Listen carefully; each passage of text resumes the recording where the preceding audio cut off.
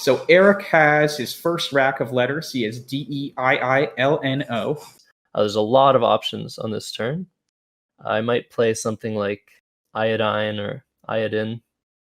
And it looks like he's plopping down that I now, so he might play one of those two. One thing that Josh mentioned was the 7-letter word. If you're new to Scrabble, the 7-letter word, or the bingo is another way you might hear it throughout this broadcast, is so key. If you use all 7 of your tiles, you get 50 extra points. And so a lot of the best players, like Eric and Cecilia, are going to be getting 2, 3, maybe more per game. And so it looks like Eric is at least highly considering it. Yeah. It's not an amazing play. That's the whole problem with this rack, is just like you don't really have anything great here. Yeah, and one other thing we're going to point out about Scrabble GO specifically, which is the phone app they're using, is you might have seen iodine lit up in green there. In real tournaments, we don't have some sort of checker to see if a word is valid or not. Since we're using this phone app, players can actually see in advance if a word is valid. If iodine wasn't a word, it would appear red, and he couldn't actually hit the submit button. It wouldn't allow him. But he decides on iodine, it's valid, he can play it, and he's going to move on from that sort of hard rack to deal with. Yeah, and he took a bit over 2 minutes. You can see the clocks. I know that was mentioned in chat. You can see the clocks on the bottom right-hand corner of the webcams.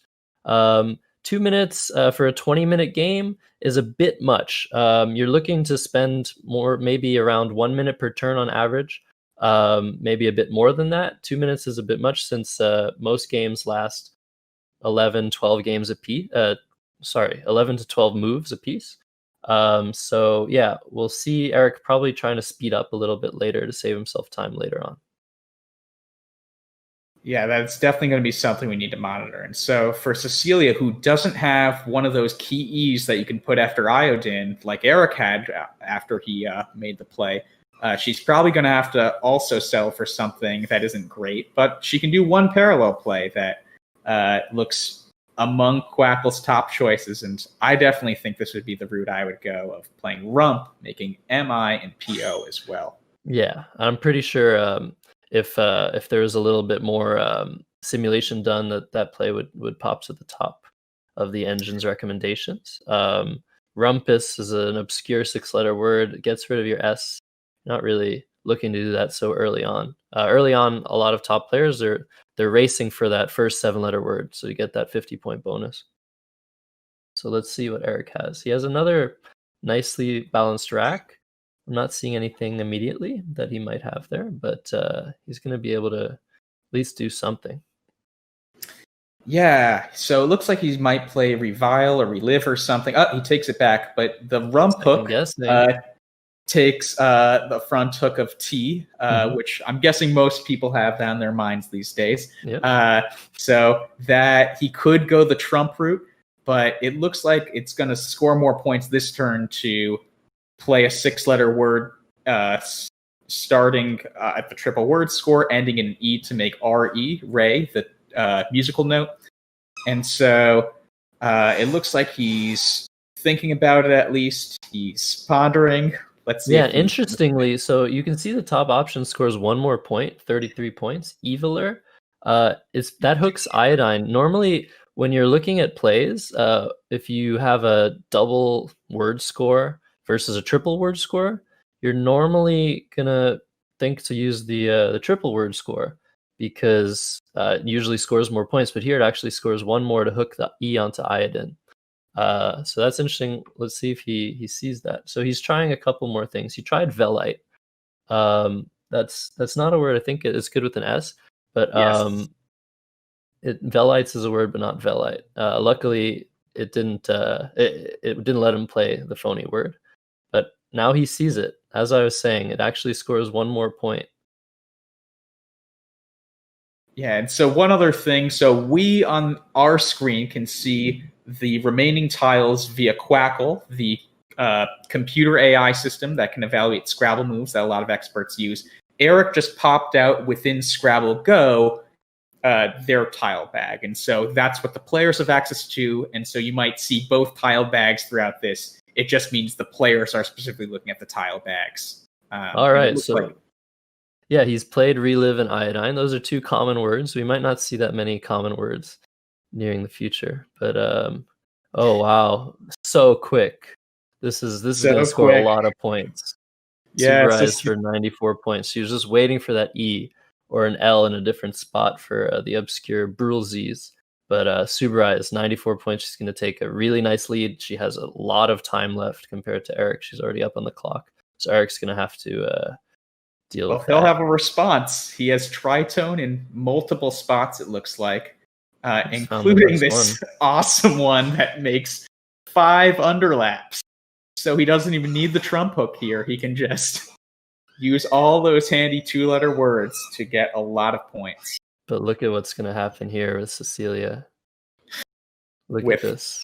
Yeah. She has coward and crump. Yeah, so, and even if she doesn't know crump for sure, well, first she could try it in this system, but also mid is an option. So, off of the fireworks. MI and crump. This is definitely iodine. Fireworks. So it looks like she might not see crump. So she's playing coward without that hook, but it still is a bingo, and it will still give her a nice lead. Yeah, I mean it's also pretty good for defending. She's already ahead. You might want to sacrifice a few points here and there to make the board a bit less nice for your opponent to come back with. But obviously in this case it was just a little miss of crump. And now let's see if Eric can respond. Looks like he might be able to. Yeah, we're getting a lot of nice bingo tiles in a row, which is makes the game go by really quickly, because usually if you see a bingo, it's unlikely there's going to be a better option, especially if you don't have the blank. If you have the blank, there's sometimes ability to forego a bingo one turn and hope to score a lot this turn and then bingo the next turn, but most of the time when you don't have a blank, you're just going to take that bingo right away. So let's look at this. Cecilia is ahead 188 to 123. So we keep saying the word bingo because that's what's been happening 3 in a row.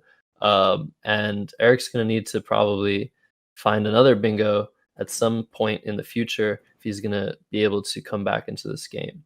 But right now he doesn't have anything. It looked a bit promising, but we verified that there's nothing playable here. The only 8-letter words he could play are oracled with an I, and that just doesn't quite fit with the I in iodine, or barleduc, which is a really cool word for what does it mean again? It's a type of jam. I think it's a French jam. So given that he doesn't have those 8-letter words, let's try to think about what he does have. I see in the chat Alex Seaholm, our current champion, points out accrued as a possibility through the C in coward and putting the C on a triple letter score and the word also hitting a double word score. That scores a lot, but it's definitely a risky move. Yeah, definitely. It might be his best play. Yeah, I forget really the hooks to Suberize also. Does that take a D? Yeah, so he could play just queued at an RE and Suberize. That might be a bit safer. And anyways, accrued is still a risky option. It might be a risk worth taking at this point. I don't think so, but we'll see if Eric spots the very healthy hook on Suberize. It'll get him 37 points. 1 more point than accrued even scores. But he's really taking a long time. I'm going to mention this a lot. He's really sometimes he plays really fast. Sometimes he really takes his time. It seems like psychologically, I would say that Cecilia is not only in the lead with points, but on the clock as well. So it's going to be a hard ride for Eric if he keeps getting difficult racks like these. Yeah, and so the chat is pointing out a few other options. Kadi under RE is also an option. People point out. I think that doesn't score quite as many points as Eric is looking at right now with the plays like accrued. So we'll see if that's the route he goes. But I think if he's putting down accrued and then taking it back, it looks like he's really wants to score like that 30-plus point play. Right. Oh, look at this. Cecilia does not have something big with the spot that accrued opens with the A. Normally, I would say that the average play there is going to score over 40 points. but Cecilia has only 1-point tiles. And you're going to be looking for 8-letter words, 7-letter words sometimes with this sort of rack, and you're going to be looking for a long time. So maybe we'll see if Cecilia takes her time.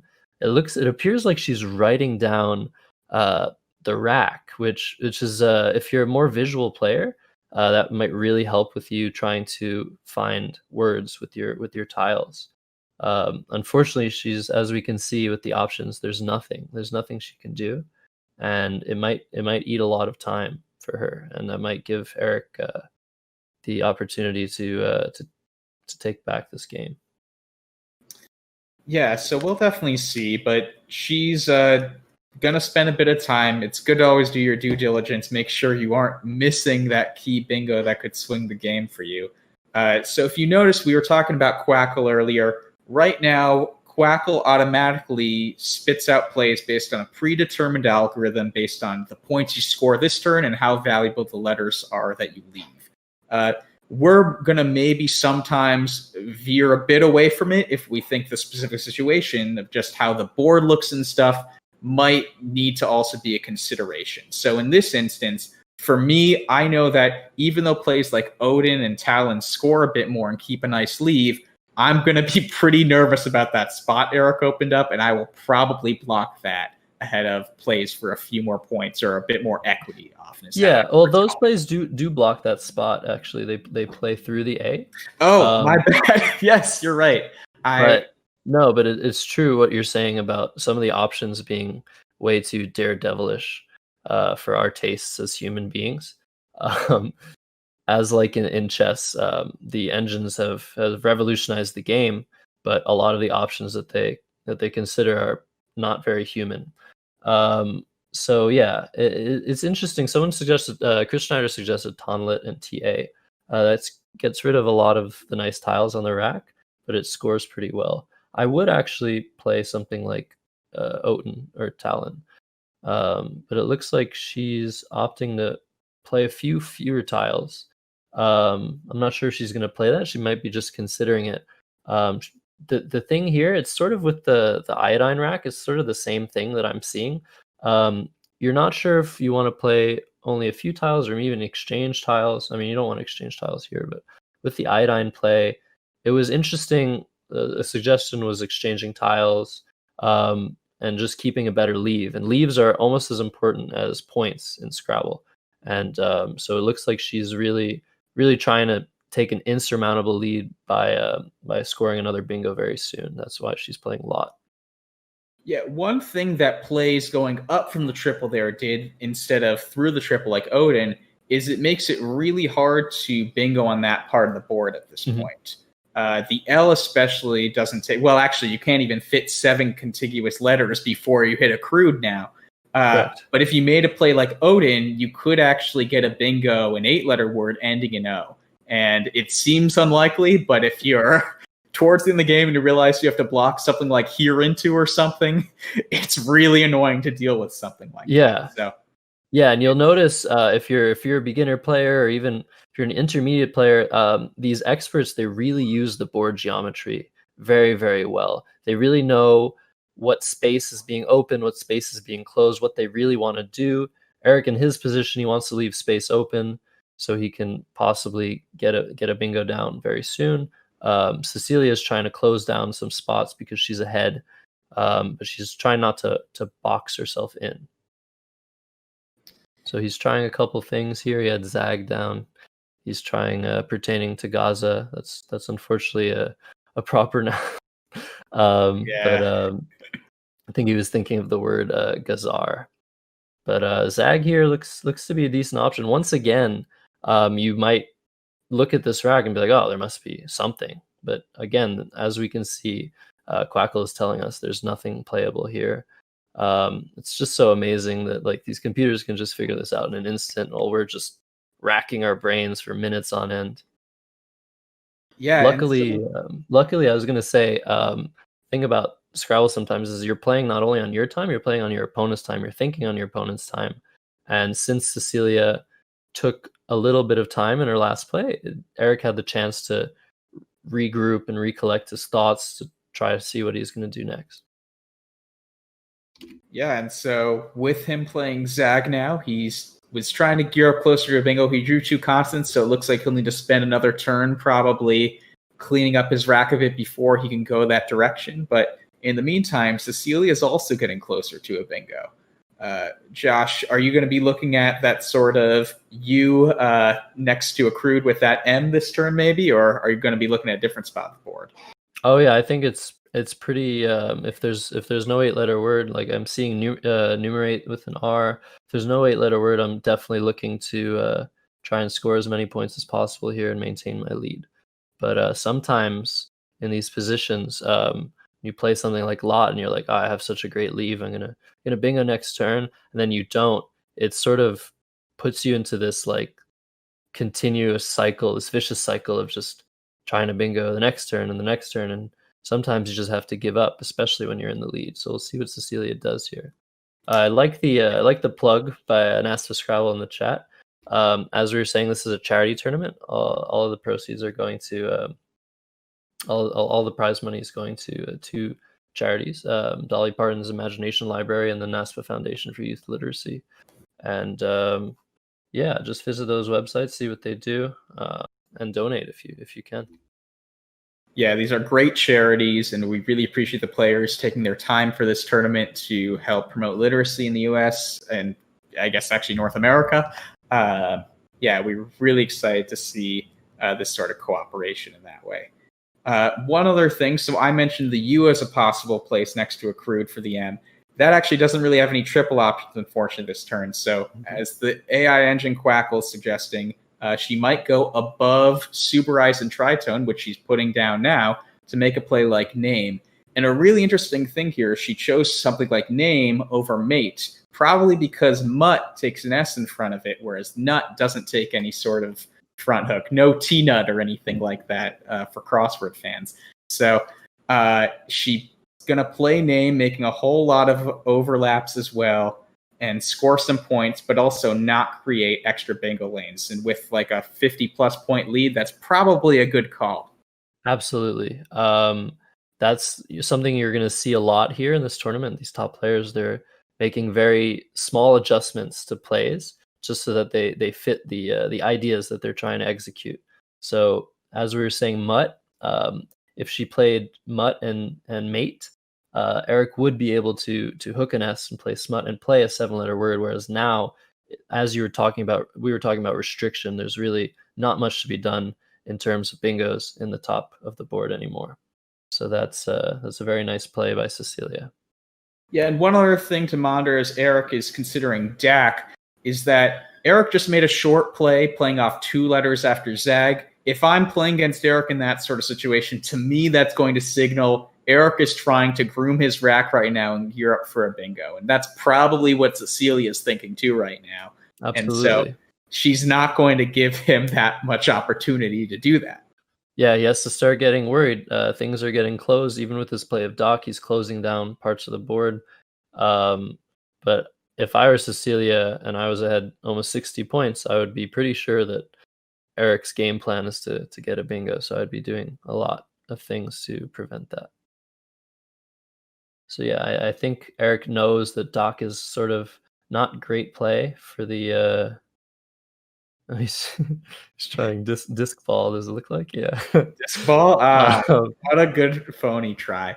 Again, in this sort of setup with Scrabble GO, you can try phonies. There's no penalty in tournaments. Obviously, it comes at the risk of a turn. And so, what are you thinking here? Would you go with Doc, or would you maybe do something? I actually like the first suggestion there, Sad, for 40 points. Again, we're talking about the Super Eyes hooks. Super Eyes already by itself scores, 19 points? And so by hooking it, you're scoring a lot more points. Sad, just 3 tiles that are worth 4 points in a vacuum would score 40 points and would not block the same lanes that Eric is blocking. However, there's something to be said about playing Doc and not allowing Cecilia herself to utilize that spot. And as we can see, he actually did block some stuff for Cecilia. Yeah, that cue she drew.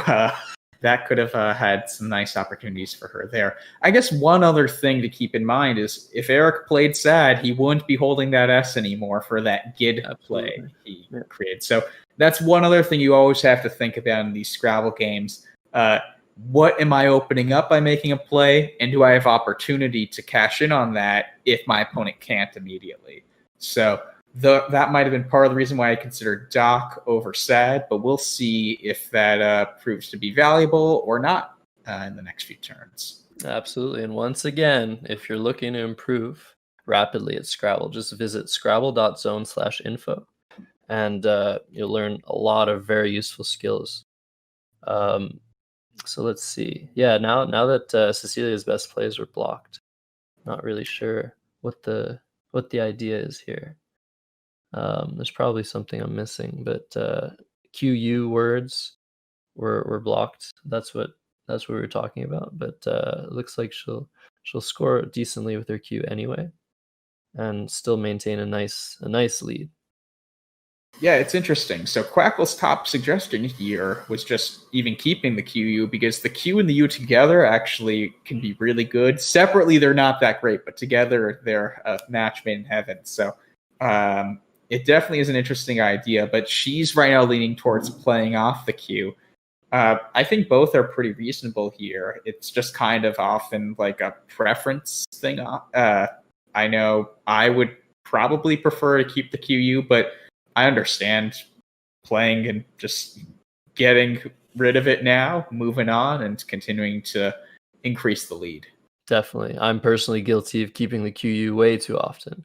Now, it looks like a really good combination, but it really depends on the board if there are many opportunities to score with it. Normally, in general, the QU is not even a positive combination to have. It's really just an average 2 letters. I know that might sound a bit weird, but when you get better at Scrabble, there are these really weird things that you learn, such as QU isn't actually that good. It's much better than Q without you. But yeah, I'm not sure about the idea of playing Yo and Day. I feel like that's one of those plays I was talking about that's not a human play to make, because it opens that really huge opportunity on the triple on the bottom row. So let's see what he's... That's true. So it looks like he found a bingo of syllabi. That's beautiful. Yeah, that's a tough one. I know I have missed that multiple times in tournaments, especially with a blank eye. That's a hard one to find. If it's usually easier to see those sorts of words when you have all the letters, and but you're not looking to pair a Y with those letters, I think, at first glance. So he found it and takes the lead, I think, for the first time this game, at least after his opening turn. And it's really a breath of fresh air, as he was struggling to find plays in the past few turns, and he still has some time left on his clock. But playing 7 letters, it really makes the next turn probably a little bit easier. As mentioned in the chat, syllabi takes a C for syllabic or syllabic, but neither C remains. So that's not actually a factor here, and especially since Cecilia is about to score like 60 points. Yeah, a very hefty height. Oh, is it actually exactly 60? Well, yeah. There you go. Wait, I have to count that. Is that really 60? Yeah. 60. No, it was 60, I think. So Cecilia takes the lead right back. But this is definitely within striking distance for Eric, especially with hefty tiles like the F, the W, and the X. If you score 40 points, you have a slight lead after that. So he could even hold the X this turn. There's the juicy ERE that both an F and W can go before at J2 that he could be considering. Josh, what are you thinking about here? Yeah, I'm not liking it. I mean, it seems like a good play here. I'm just not liking what's to come next, because he's keeping 4 consonants, no vowels. I would like to see what remains. I can see the 24 unseen tiles. As you see that little... Oh, it just disappeared. There, it's back. I would be worried about my vowels. The vowel to consonant ratio is something we talk about a lot. if you can, you really want to keep a nice ratio on your rack after your play. It doesn't look like Eric can afford to do that here unless he plays weft. That suggestion weft through the E and coward for 20 points. But yeah, I'm not liking that either because it doesn't score much. So I'm not really sure. Yeah, and one other thing to track here is that there are 4 A's out, and after Cecilia played height, the A is going to be a really key vowel just because ABY is a word, and that's going to be probably the juiciest scoring spot on this board now. Maybe aside from the triple, Eric might open up here if he plays few.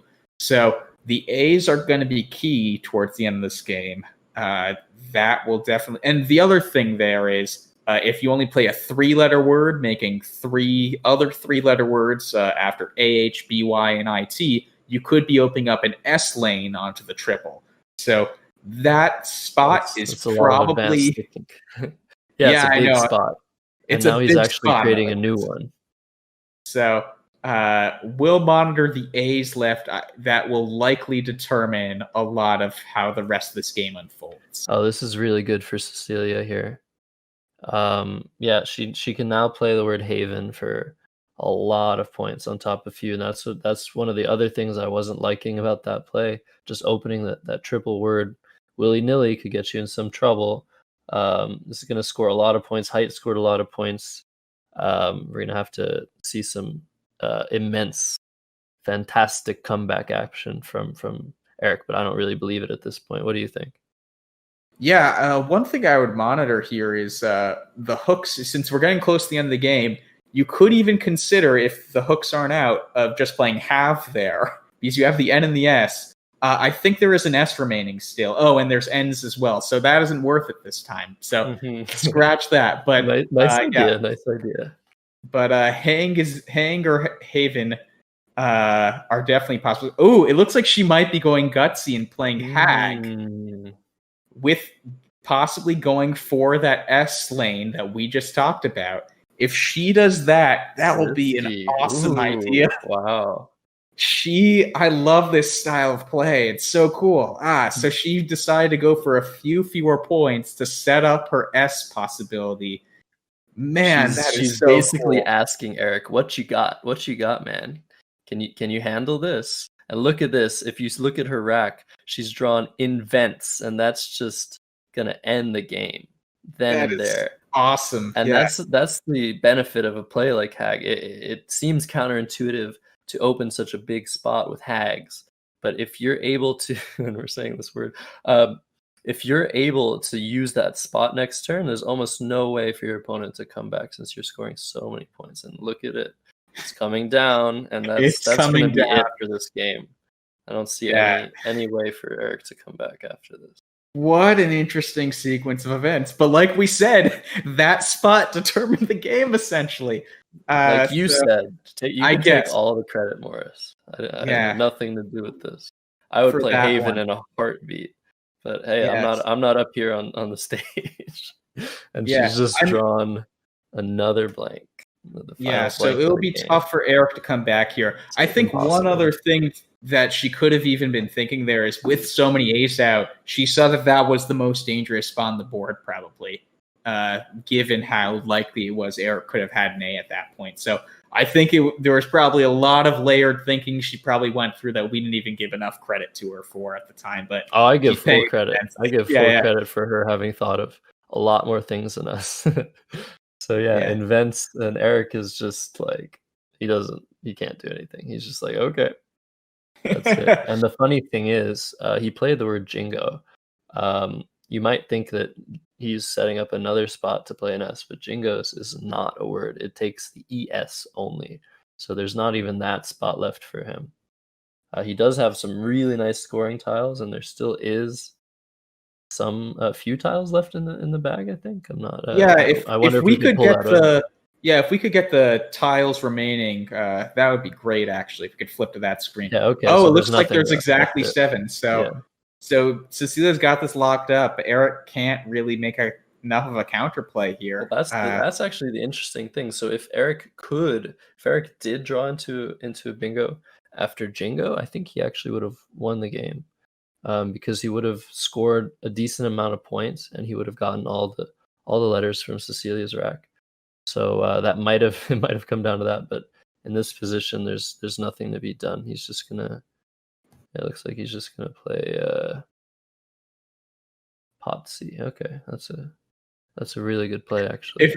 If only Yaks was a word, then then he could have set that up too. No, I know I'm getting too carried away with these setup ideas, but Eric, yeah, he's just gonna try to make a nice play without the X and then cash in on the X on his last turn. Seems like a pretty good end game.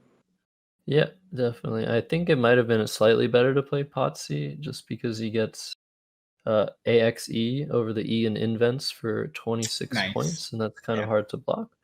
But this is the end game, and I mean, sometimes it really does matter. This is a best of 5, though, so the differential between your scores is pretty much irrelevant unless there's a tie game. Yeah, that's a great point. And so, just to reiterate, normally in tournaments, margin of victory factors into tiebreaker sort of stuff. This is best of 5. It's just straight up who wins. So, spread, we could critique here and there, but in reality, Eric, probably his best strategy is just to not use too much brain power here. Save that for 4 more games. Did I say bingo after jingo? I hope I did. That's a nice rhyme. Okay, so she's going to be playing Fakir, which is a really cool Q without U word. It's super, super useful. I've played it way more times than I can count. It's a Hindu ascetic. Wow, interesting. I have to actually look up ascetic. The one who practices abstinence or austerity. Okay, very interesting. So that's what a Fakir is. And so Eric might even just plop down the X now in the spot that Fakir created. Both AX and XU are words, because I'm not sure Cecilia can go out next turn. Again, but that's you're really it's really not that important at this point. But okay, yeah, it looks like he's just gonna play. He's just gonna end the game here. But that was an amazing game. Cecilia was ahead most of the game, and then Syllabi came down, and it was a game again.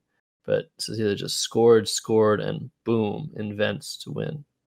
So congratulations to Cecilia. Commiserations to Eric.